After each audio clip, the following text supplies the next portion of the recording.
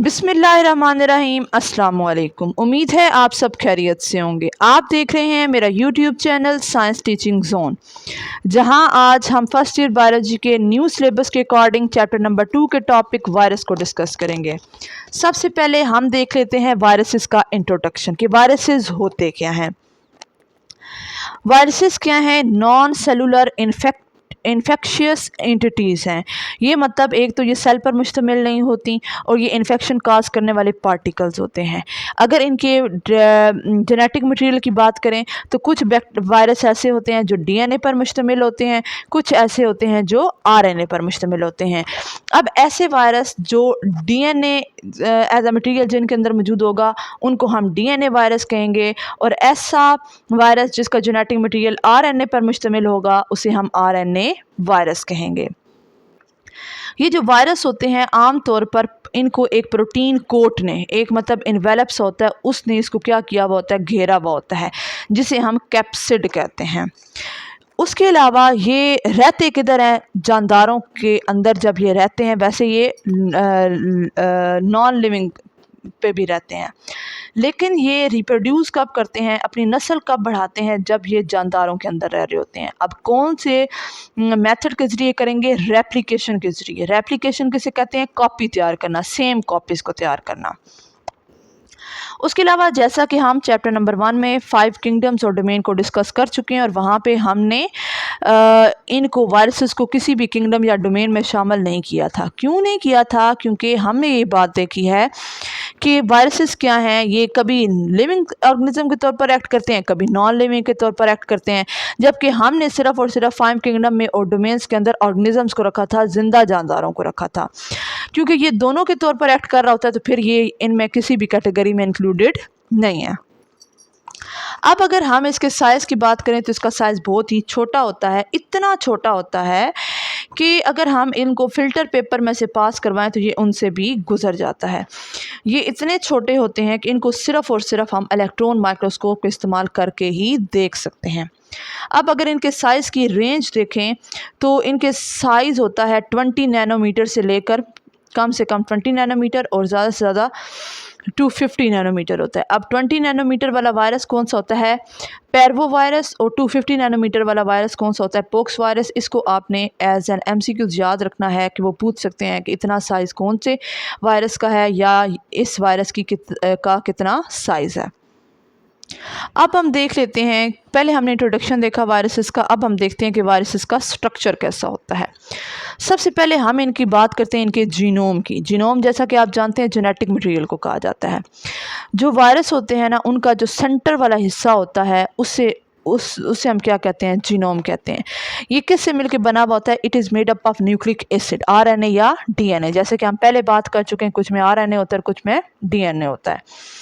उसके बाद हम बात करते हैं कैप्सिड की। जैसा कि हमने इसके मेन इंट्रोडक्शन में देखा है कि वायरस की बॉडी को एक प्रोटीन कोट ने सराउंड किया हुआ होता है, घेरा हुआ होता है, जिसे हम क्या कहते हैं? कैप्सिड। अब कैप्सिड जो है वो इसको क्या प्रोवाइड करता है? ये इसको शेप प्रोवाइड करता है, उसको एक मखसूस शक्ल देता है। उसके बाद हमारे पास आता है कैप्सोमर्स। कहते हैं कि कैप्सिड बना हुआ होता है प्रोटीन सब यूनिट से। उन प्रोटीन सब यूनिट्स को क्या कहा जाता है? कैप्सोमर्स। अब हर वायरस की ना, जैसे डिफरेंट टाइप्स ऑफ वायरसेस होते हैं, तो हर वायरस के अंदर ये इन प्रोटीन सब यूनिट्स की तादाद और किस्म अलग अलग होती है। जैसे कि अगर हम हर्प्स वायरस की बात करें तो ये क्या करता है? कोल्ड सोर्स काज करता है और चिकन पॉक्स ये काज करता है। तो इसके अंदर ये प्रोटीन सब यूनिट जिन्हें हम कैप्सोमर्स कहते हैं, इनकी तादाद 162 होती है।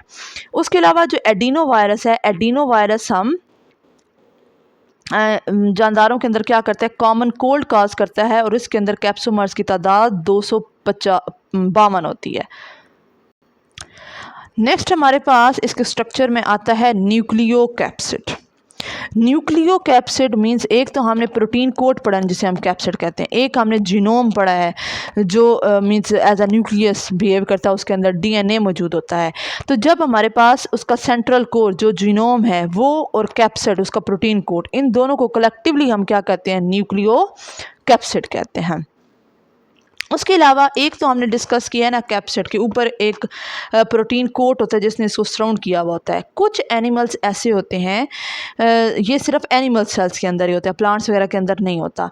जो ये न्यूक्लियो कैप्सिड होता है उसको एक और मेम्ब्रेन ने घेरा हुआ होता है, उसे हम क्या कहते हैं, इनवेलप कहते हैं। अब ये जो ये फिर क्या बन जाता है, डबल मेम्ब्रेन इसकी बन जाती है।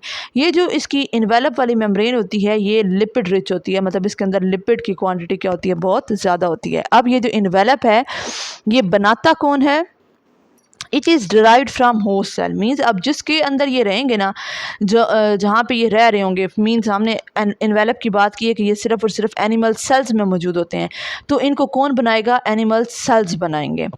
अब हर बैक्टीरिया, जैसे हमने बात की कि सिर्फ एनिमल्स में ही इनवेलप मौजूद होता है, तो बाकी जो वायरसेस होते हैं उनका जो वायरस होता है वो नॉन इनवेलप होता है, मतलब उसके ऊपर एक और मेम्ब्रेन नहीं लगी हुई होती, तो उनको हम क्या कहते हैं, नेकेड वायरस कहते हैं।